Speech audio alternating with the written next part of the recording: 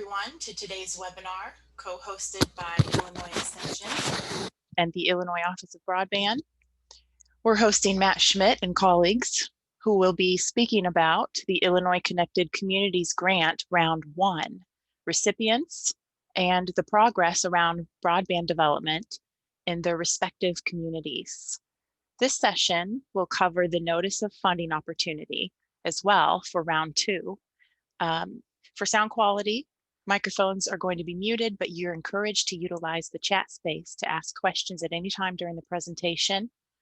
And I'll pose those to the presenters and the different speakers when we're done with the presentation. If you're having technical issues, you can direct message me and we'll work on those difficulties in the background here. Later this afternoon, I'll send you a follow-up email so you'll have the slides and a recording of today's session if you'd like to share that with others as well. And if you didn't register for today's session, but you're just jumping on the call, you can direct message me as well for those slides if you'd like, and you'd have to give me your email address for you to receive that. The other thing I want to add is that I'll be putting an archive in the chat box. That's unique for the past broadband webinars from the Illinois Office of Broadband. If there's something in particular that you would like to review, you can find it there. You can find all recordings for the future there as well. So I just want to say thank you, Matt and Bill and the additional speakers that are going to address us today to highlight this important program. And I'll hand it over to you now, Matt. Well, Nancy, thanks again for the opportunity to talk broadband. We're certainly not wasting any time here in the new year. Appreciate the chance to connect with folks and talk specifically about our Illinois Connected Communities program today. We have a number of different programs and initiatives underway with the Office of Broadband. And so if you're interested in our Connect Illinois Broadband Infrastructure Grant Program, today's webinar is not focused on the infrastructure piece. But as you'd mentioned, Nancy, we have a growing catalog of webinars, past and present, that folks can choose from. And that certainly is the case here with the Illinois Connected Communities program. We have our deadline for Round 2 applications coming up on Monday, January 25th. And so we encourage communities and other interested applicants to take a look at our content that's available on our Connect Illinois website, as well as the content that we've addressed in previous webinars. But today, the focus is to bring to life this program, our Connected Communities program that we find so much value in. The whole idea here is to strengthen the community voice in this historic broadband investment that's being made in Illinois through community planning and outreach and engagement, building capacity at that community level.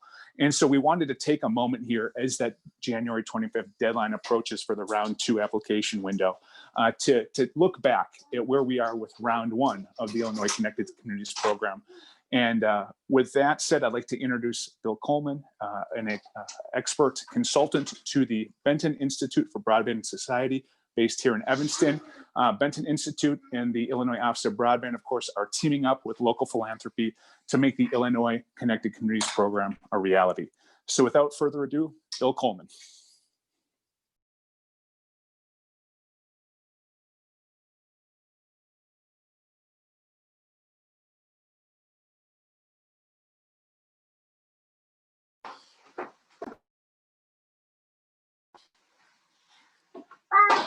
And Bill, I'm not hearing you, so I'm not sure if you're on mute. Sorry about that. I was on full screen and it's hard to find the controls sometimes with that. Thanks, Matt. Great start to the webinar on my part, but thanks everyone for joining us today.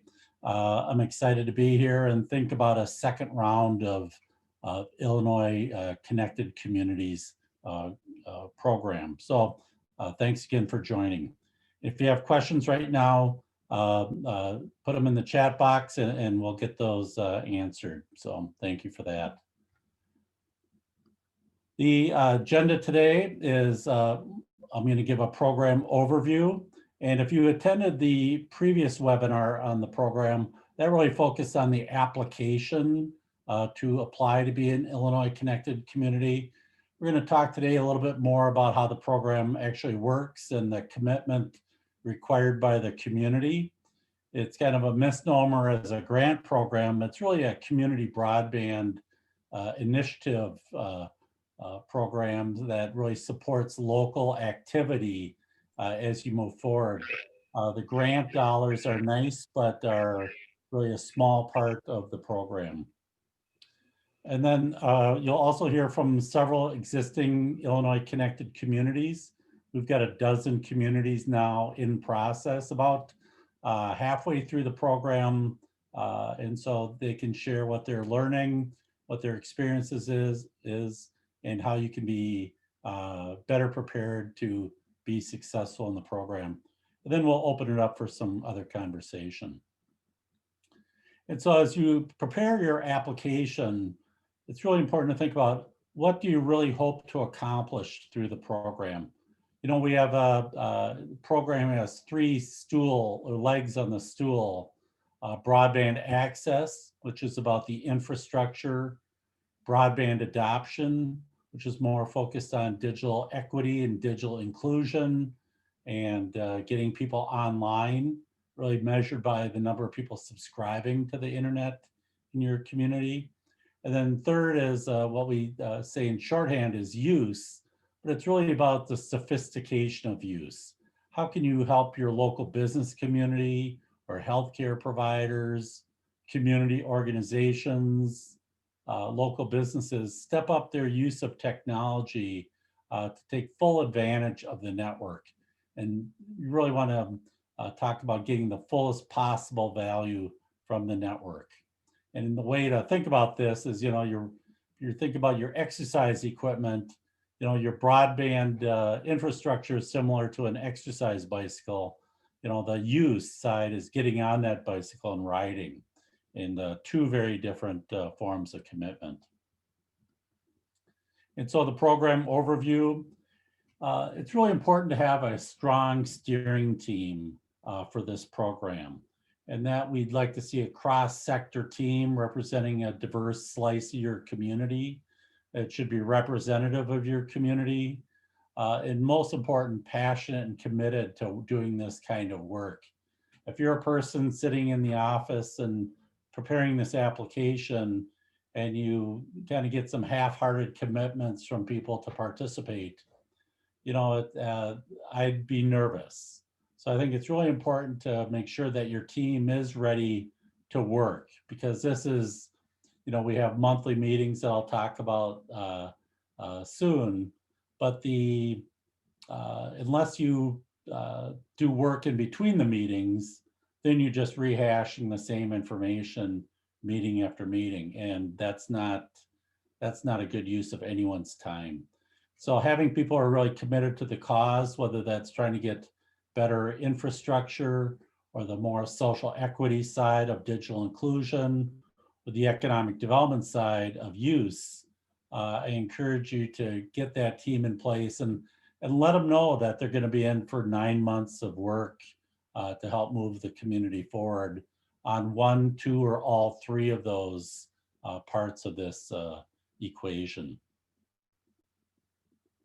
So we have a variety of meetings, learning, planning, and assistance that goes with this program. We have, we have cohort meetings in our, this time we have 12 communities. So however many communities we end up selecting, we'll have meetings of those. And those happen on a quarterly basis. And we provide some information through guest speakers and topics that we look at. But then we also have a lot of conversation amongst the community members. That's where a lot of great learning, encouragement, motivation takes place. And so those are fun meetings and informative and really supportive of the whole process. And then also on a quarterly basis, alternating months, we have topic meetings, again, on access, adoption, and use. So one month we'll have the cohort meeting, and then the next month we'll have the 3 topic meetings, the first 3 weeks of the month. And so these meetings then are more specialized topic discussions about these access, adoption, and use. And then on occasion we'll have special presentations. Next week, our group is going to hear from an internet service provider that focuses on providing broadband services in multi dwelling units, apartment buildings, condominiums. And so that's a big challenge for many of our communities that are more in the urban in Chicago or Cook County, or also in Champaign County and elsewhere. So that'll be a great topic that's really timely, that community participants said they wanted to learn more about. And so we're arranging a special event. And then within your own communities, we plan on monthly steering team meetings. And we set a standard date and time for those and try and stick to those. And there in the, we do our planning, we do our strategizing, we keep coordinated between the efforts that are going on within the community. But again, the important work then happens, work teams between the meetings. Some of our communities have subcommittees on access, adoption, and use. And each one of those is heading off and doing work, coordinating at the local level between them, of course, but really have 3 separate groups. And if you think about this, you might put some of your serious techies and maybe some of your municipal people, county IT people on a group that's trying to get better internet service, better networks in your area. But then the group of folks that are really devoted to digital equity might be more from social service agencies or housing authorities or school districts and so on. And then finally, that use group might be really driven by the Chamber of Commerce, or you might have people that are involved in telehealth or again, distance learning. And so depending on what your focus is there, that third category, the use category, is really kind of wide open to where communities go with this kind of exercise. But that's super important. And it's so fun now to hear many of our communities, when we go have our monthly meetings, we hear the reports of what's happening, and it's pretty impressive. So that's always fun to hear. And then finally, the strategic plans. And we talk about the outcome of this program as a strategic plan coming out the end of as an outcome of the program. But I like to say that broadband planning is really about learning as you go and doing things. And you'll, so that first plan that we do in the first couple months, we do a lot of discussion, situation analysis of where your community is now on the access, adoption, and use categories. And then we start to implement. We gather information and so on that is helpful and leads to direct action. And many times just direct partnerships of people trying to move forward on the goals that they came into the program with. And then and we're just beginning to think more about these plans that are coming out the back door as our cohort ends in May, June of this year, is what are these next steps? And that's really the idea of a sustainable broadband effort that is going to take place in the community. And so that's a longer term, 18 to 24 month plan, talking about how do we keep these efforts going, what are our priorities, and what are our next steps. And so as we go, again, as we go through this process, for example, the village of Flanagan is one of our communities, this town of about 1,000 people, and their goal was better broadband service. And as a result, some of the activities they've been doing is a community survey to measure demand. What do people think about the existing services? What are they willing to pay for better broadband and so on? And then we've issued a request for information from for interest from various telecom providers in their region to who might be able to come in and provide service. You know, as a result of that, their incumbent provider has stepped up now to say that they recognize there's a shortcoming and they're going to improve the service. And how they get that done is in process, but it's exciting to see those victories come through the process, during the process. They've at least now got a guarantee to go from existing services about 25 megabits up to 200 megabits. So for that community, you have to consider that a win. And their goal, of course, was fiber to the home and gigabit services, and they're still working on that as their priority to make that happen. So a lot of victories happen along the way. So from expectations, you know, you will have expectations of us, and we'll have expectations of you. And so we know that each of our dozen communities, we have 2 Chicago neighborhoods and I think 3 or 4 suburbs and rural communities, and then a 9-county economic development region included in our definition of community. And we'd really ask you to think about who is the right geography for your community. Is it your town, or is it your county, or is it a larger area than that? So we also have multiple school districts that were the applicants and kind of the geographic focus of those areas. But from us, you can expect this customized and responsive consulting. Each community is going through the same kind of process, but their discussions have been quite different, and we try and be responsive to each community as we go. An active learning experience from both experts. Our communities have already heard from you know, now dozens of experts on different topics through our meetings, and I think those have been very helpful. And we archive those webinars and so on, so that's a resource as well. And then we want to help you position your community for success in all 3 of these areas: access, adoption, and use. And you'll hear me say that about 3,000 times, access, adoption, and use. So get ready for that.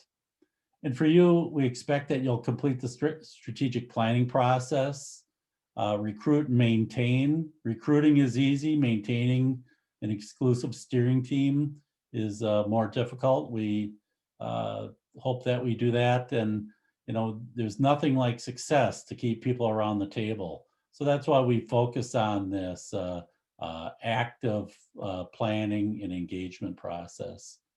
That you will participate in events and activities throughout the year. We know that there's people who can't spend all their time on this, but we know that it's important to get people from your community at these meetings. And so the information that we provide filters down to your community, and you can take advantage of that. And then again, to include these key community organizations and stakeholders.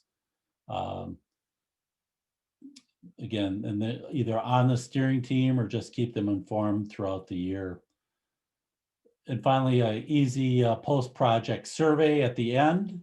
And we have funders for this program that come from the philanthropic sector. And so they, of course, like to see the results of the program. And then the Benford Institute, to which I'm a consultant, is their specialty is storytelling. And so participating in that, sharing your good stories will help promote and amplify those. And again, just as you're keeping things going in your own community is important, helping other communities learn from your success is also important. So that's kind of on the expectations side. We hope you do that. The funding, the up to $15,000, you can use that for communications to the outside world, surveys, staff support, consulting services. I think a lot of communities have talked at the beginning about hiring consultants right away to help. And some people have hired contract project managers, which I think can be a great idea if there's not internal resources to do that.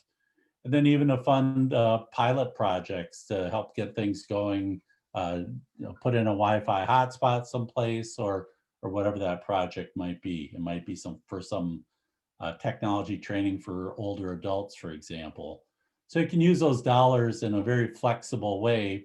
Just have to work with the Office of Broadband to make sure that those dollars are spent accordingly, because those are the dollars for this program that go to you come from the state of Illinois, and then other resources that support the project are from the Benton Institute.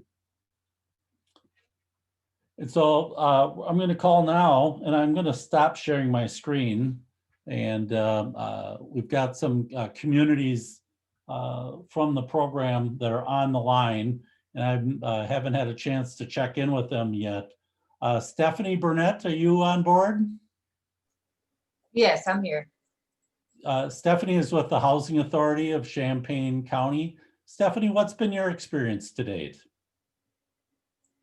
It's been interesting. Like I say, it's nice to be able to partner with people in the community that I hadn't been able to work with previously, with everyone having a shared passion to try and, bridge this digital divide that we have in our community. So it's been a good opportunity for networking. It's also been a good opportunity to speak with residents to see what their issues are with broadband connection. So it's another way to, outreach, community, provide outreach to community members as well through our surveys. We come together at our monthly meetings. We come up with a lot of different various program activities, ideas. It's just nice to see different perspectives come together as far as ideas are concerned on how we can help those in our community.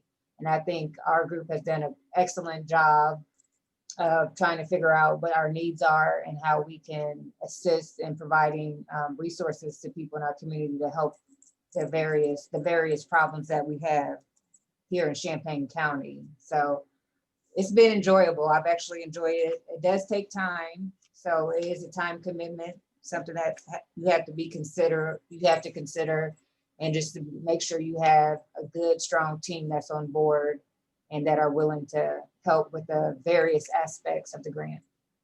And I know you've done a great job of pulling together resources from around the county, the University of Illinois, and the Community Foundation, and so on. How important has that been? Extremely, because with our grant, it can only go so far. So to be able to have other funding sources, other resources, and like you said, other partners and agencies that are willing to, add to our grant, it allows us to do more for the community. Great. That's and one of the things we know that if a bunch of partners are involved, there's just a lot better chance for a sustainable initiative to continue on. If you're stuck, if it's your organization kind of relying on the grants itself, that's likely to flame out a little bit when the dollars are gone. And so happy that you're pulling together those partnerships.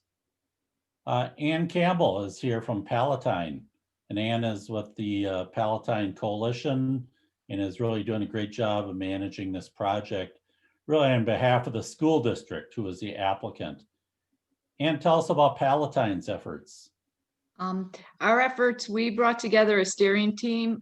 It's led by the school district. When COVID hit and remote learning happened, we saw a big gap within our community. Our community has more, we have the infrastructure. It's just the adoption and use that we really need to strategize and get it out to the community. And we have the elementary school district, the high school district on our team. We have healthcare, the village, the chamber, the library, and a community resource center. And back in March, the school district, the elementary school district, needed to give out 1,500 hotspots. And really that's hard for remote learning, or if parents are working from home, to be sustainable, but we really want to keep that up after the CARES Act money goes away. So we've been working with Bill about developing a strategic plan, and we've reached out to some providers like Comcast Essentials and are working with them to help some of the families in our community use internet, but then you also find out that they don't necessarily, that's not what the fix is, because they have other needs that don't make Comcast Essentials something that'll work for them. So right now we're doing a survey to find out what the needs are for especially our low income families, but also our seniors. And we've also built, the team has connected us with different other resources like PCs for People. And right now we're working with them. They're a nonprofit, and they're going to give some of our families who don't have devices, they're donating 50 PCs to be handed out to some of the families who qualify. And we're trying to develop a digital literacy program with our community college and within the district to help people even do certain things like logging onto the computer and how to use it, basic things, and then maybe do a ladder approach where we can get them educated on how to use, more technology, so it makes them for workforce development. We're real excited. I found that it's a big learning curve, but the cohort meetings and everything, you learn out what's out there. One of the webinars that's coming up, I believe, is about a new, the beam for some of our communities that can afford internet.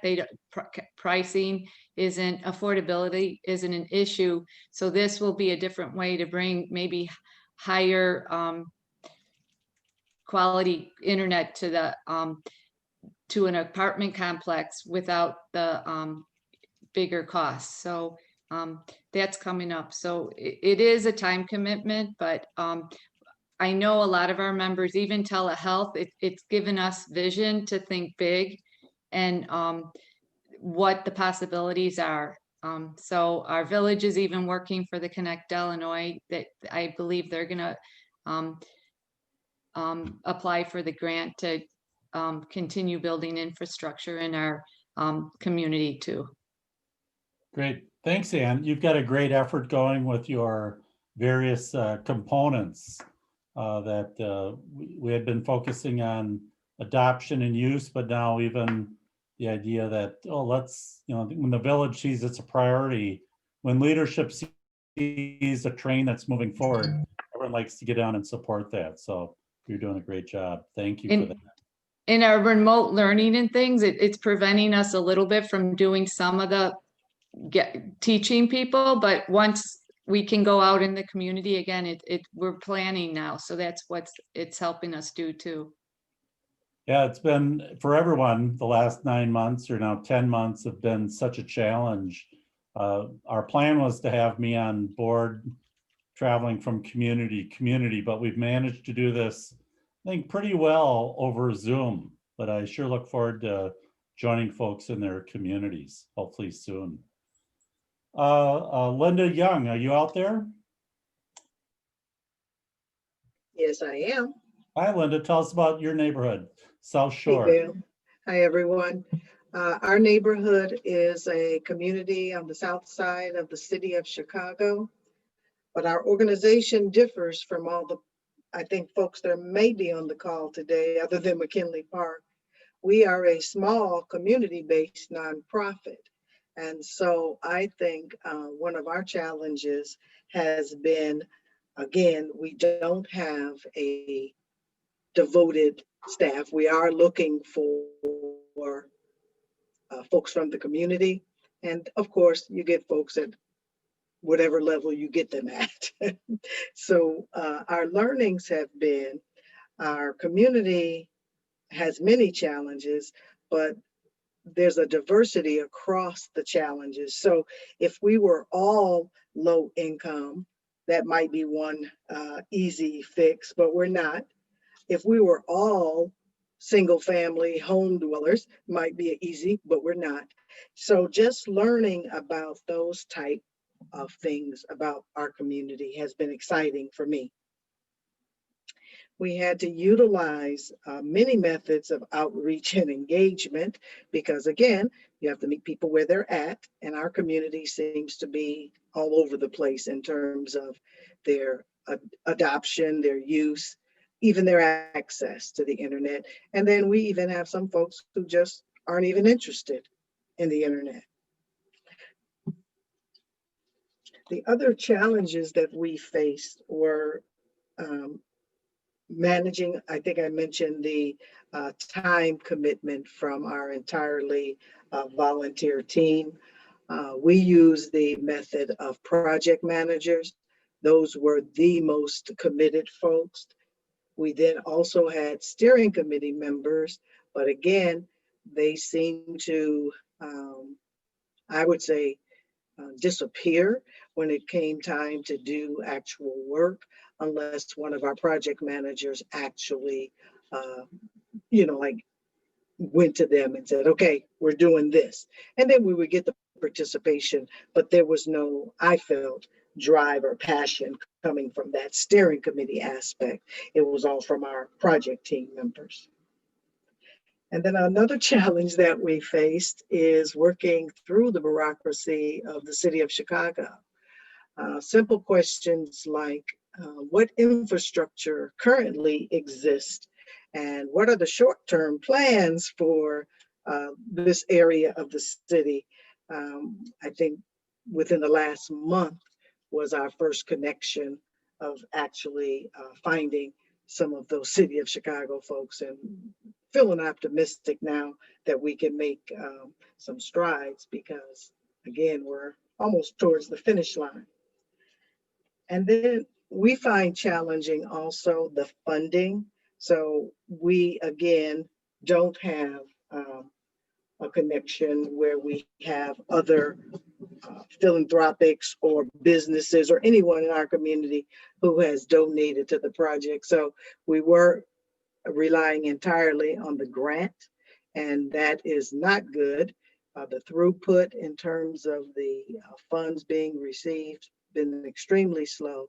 So the way we resolved it is our project managers actually came out of pocket with monies to pay for things, and then as the funds started flowing, we would get compensated. So those are some learnings, and I think from my perspective, the major learning is if you are a small community-based nonprofit, you're going to face different challenges than a school district, than a library district, and perhaps the state of Illinois, maybe Benton can sort of have a special navigation for those types of teams. Thanks, Linda. Do you want to talk a little bit about, or maybe is Val on the call? I know she had signed up. I saw her on there. I don't know if she. Yes, I'm on the call. Val, do you want to talk a little bit about the listening sessions?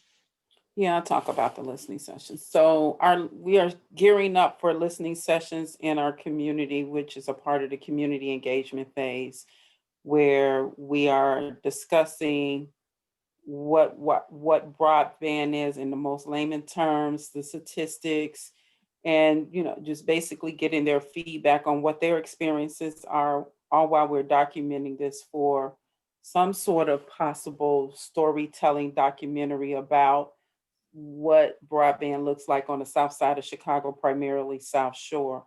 We have different groups in South Shore. We broke it down based on groups. So we have the youth group, churches, elders, condominiums. One of the things we found out is that South Shore has 88% multifamily buildings versus single family homes, which we thought was kind of surprising. What else? The business, which we're working with the South Shore Chamber of Commerce on that, and our community area councils, which you all may consider neighborhood associations. So we have meetings set up with them. We have meetings set up with all of the nonprofits in the neighborhood that we can get our hands on or have contact with. And those dates they start next week and they go through February. Good. Thank you so much, Val. Thanks for joining today. You're welcome. We have a section Chicago neighborhood, McKinley Park, and Anthony, welcome.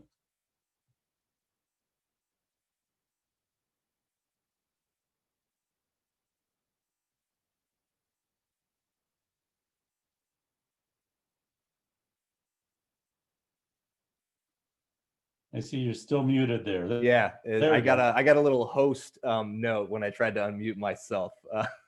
Thanks. Apologies for that. Hello, everybody. Hope you all are doing good. I'm Anthony Voitel from the McKinley Park Development Council.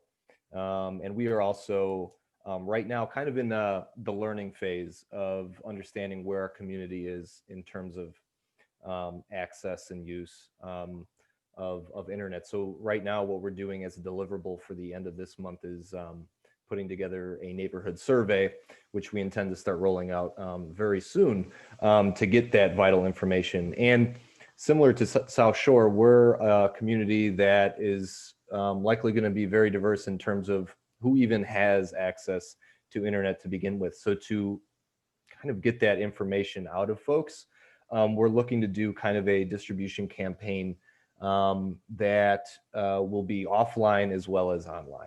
We want to try to be able to get as much of a response rate as we possibly can so that we have something that's statistically significant, something that we could really understand truly where our neighborhood sits right now. And similarly, we also are a neighborhood that has a lot of multifamily housing, not a lot of single family homes. And I'm anticipating we're going to find that we have a lot of apartment buildings that utilize only one service provider in a lot of these buildings. So the options for connectivity, I'm guessing we're going to find that there really aren't that many options in a lot of our areas. It's either going to be Comcast or nothing, or AT&T or nothing. So it's going to be insightful, to say the least, to understand where our community is sitting. And one of the things that we do want to stress as well, once we get through this learning process and once we understand where our neighborhood is, I think it's going to be important for us to really hone in on the affordability aspect just as much as the accessibility aspect when it comes to internet connectivity. And we also want to engage on, similarly to what South Shore was just mentioning, kind of the learn out sessions. So the folks who have internet connectivity or are just getting it for the first time, that there's a little bit of literacy building in terms of, internet security usage, what you can access, what you can't, hopefully providing folks with devices, et cetera. Because for a lot of our area, I'm anticipating, you might have first time home PCs being owned. I'm sure a lot of people do their, internet accessing from cell phones and such, and not having direct connectivity in their houses. So we want to, we really want to get a sense for what we can turn this survey information into, whether it's device distribution, whether it's developing affordable options for our area, if that's something that we can work with the city to help us out with. We did recently engage with some folks from City Hall who are working on their own internal initiative. If any of you are familiar with the Chicago Connected initiative, it was something born out of the coronavirus and everybody, especially CPS, moving to full remote work. So the city has its own kind of plan and project that they're doing across the city, hoping that might turn into some fruitful conversations with them down the road. If we gather relevant information about our neighborhood, maybe we could take that to them, not just to our aldermen, but to them as well, and see what kind of support we can get, what kind of direction we could take that information that we're about to learn about our community. So it can go in many different directions, and I'm really, really excited to get through this phase. Like I said, we're about to launch our survey. So a lot of the footwork is going to come from that. And a little bit about our organization, similarly to South Shore, we're 100% volunteer based, right? But we do have a handful of volunteers on our steering committee here that are very, very committed to the work. And then you have folks that can patch in where they can. So our ability to project manage this and try to not take on too much work that we're just not going to get those easy wins that we want to get out of this is something that we have to consider. We do have a dedicated group, but again, they're volunteer. We do what we can to get folks together and managing folks' expectations and really understanding how much bandwidth they have to do this work is important. Because we're talking about folks who probably work 9 to 5 most often, and they dedicate and donate their time to us in the off hours to a project that means something to them. So, you know, we're fortunate to have a diverse group of volunteers, but yeah, there are some challenges that come with that, and you know, we're managing through that, and you know. So. Yep, scale is really important to see what's really most important and to do a good job on what you do, and have to come back to the rest later. So thanks, Anthony. I appreciate it. Yep. And then I see Rhonda Sage on the call from the Leadership Council of Southwest Illinois. Rhonda, from a neighborhood to a 9-county region. Tell us what you've enjoyed about the program.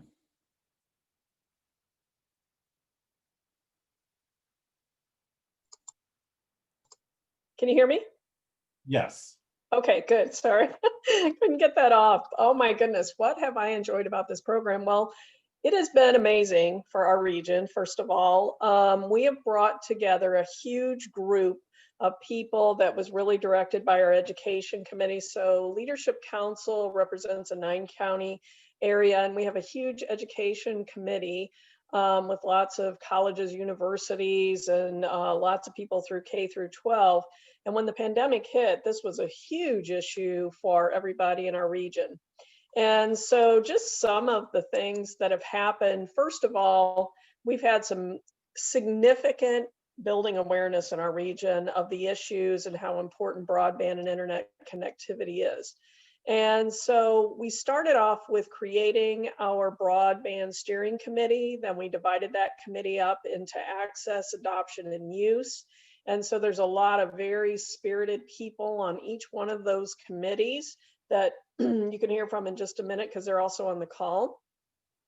We also started with community outreach presentations to all the different communities, anywhere, anytime, any place, to talk about broadband, this initiative, where we're going, inviting them to the table, and then also inviting them to participate in our surveys that are ongoing right now. So we have several different surveys.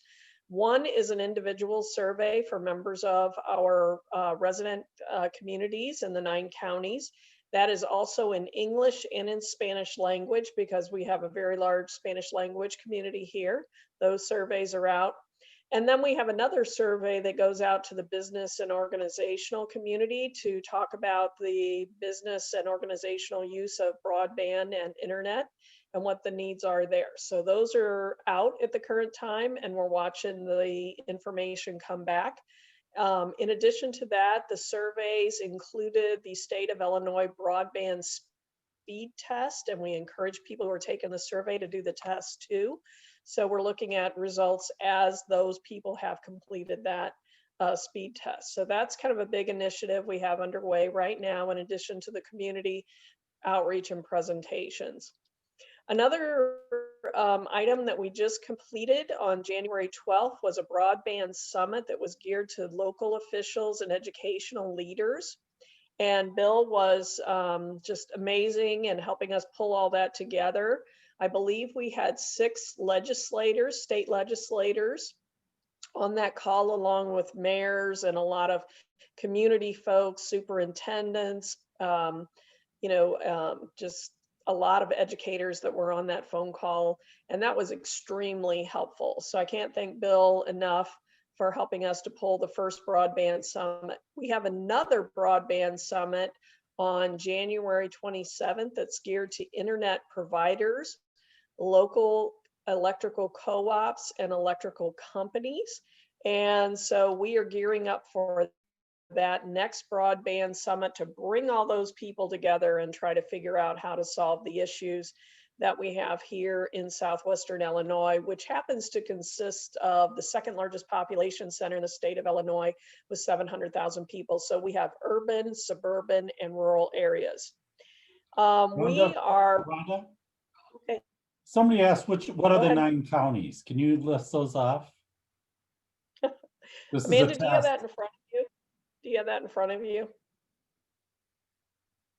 I don't have my. I actually don't, but I can pull it up super quick. So give me 1 second and I will read them off, and I'll start with them real quick. So we've got Madison, St. Clair County, Macoupin County, Clinton County, Monroe County, Jersey County, Bond County, Washington County, and Calhoun.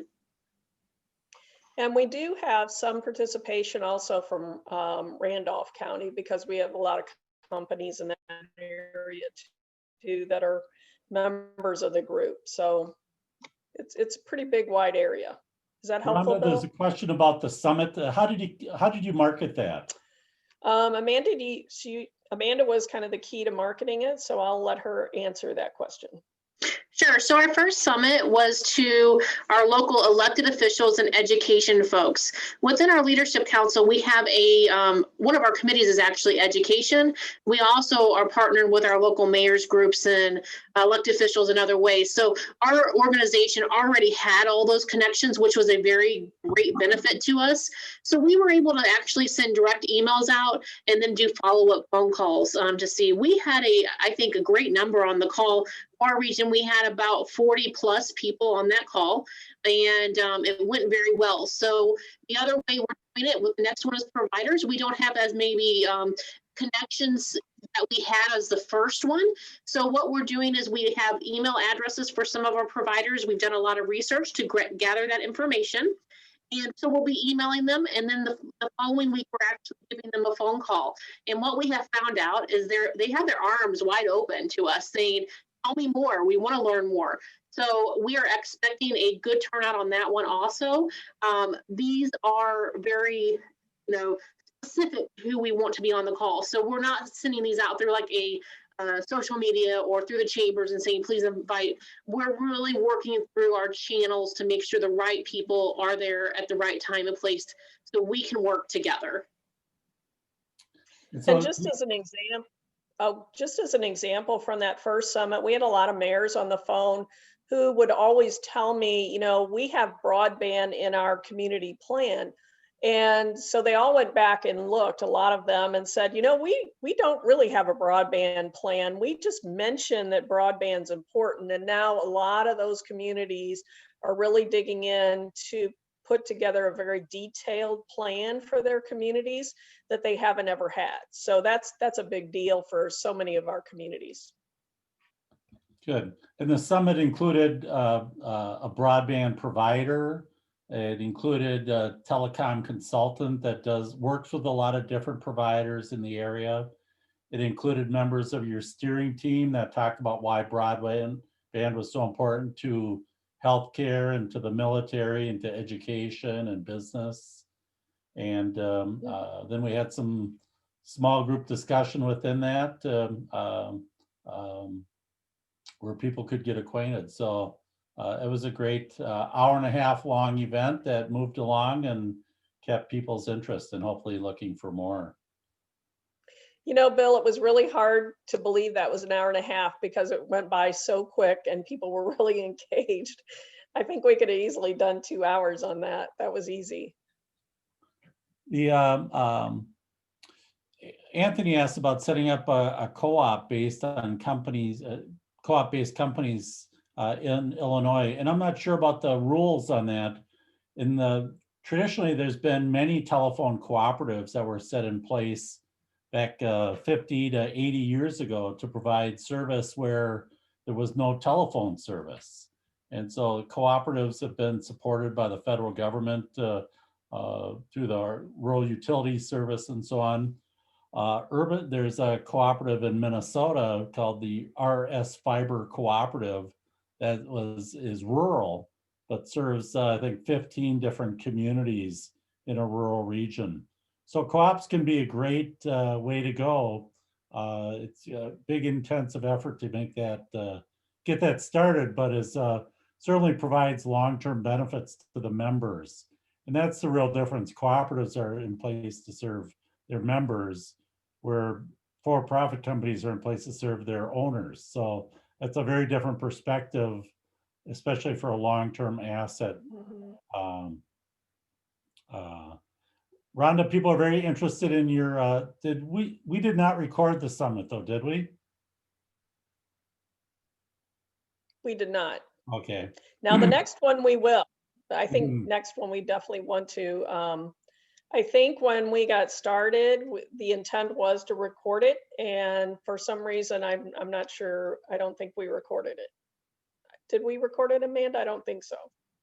No, I think we were so excited to get it started, we jumped in and didn't get it recorded. So we will make sure that gets happening on the next one. We have stickies on our computer for the next one. Record.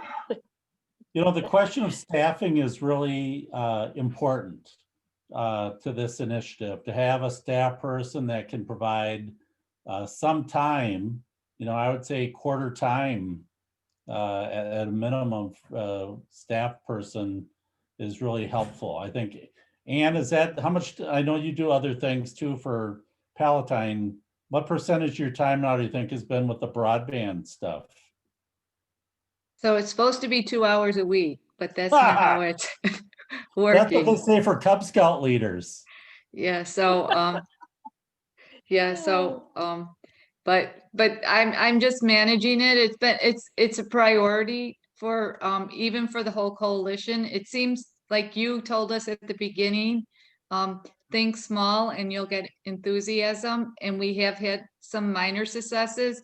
And like now the chamber's been attending our meetings more often and adding a voice. So I do see as we're getting the word out and the needs there.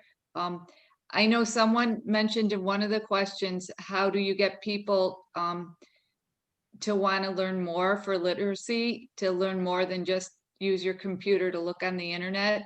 And I think COVID has helped us a little bit because even our faith communities are interested in how to engage their parishioners in other things than just mass and things like that. So it's really by getting these little successes, I think we're getting more interest in it. So yeah, if you say our goal is to build a broadband network, you know, you need to raise $1 million. So that's a barrier that is hard to start with. But if you start with other things and build that coalition, build the stakeholder group, that's really an important thing. It let's see here. And so the staff person, you know, Anthony is the chair of his group in McKinney Park, and they've got all volunteers, and that is a big, it's a big lift. And so we really appreciate the energy of the volunteers. And that's, I think that he talked about the scale. How do you scale to the right that you're got activity going? And just today we had a community meeting where they're kind of struggling a little bit to kind of get their footing. And, you know, you just can't, if you wait till the next meeting to make a decision or move forward, you'll just die out from lack of activity. And so one of the things with volunteers and even with limited time staff is always thinking, just give people freedom to do things. So if you have a committee that's creating a survey, don't have a bunch of processes to approve the survey.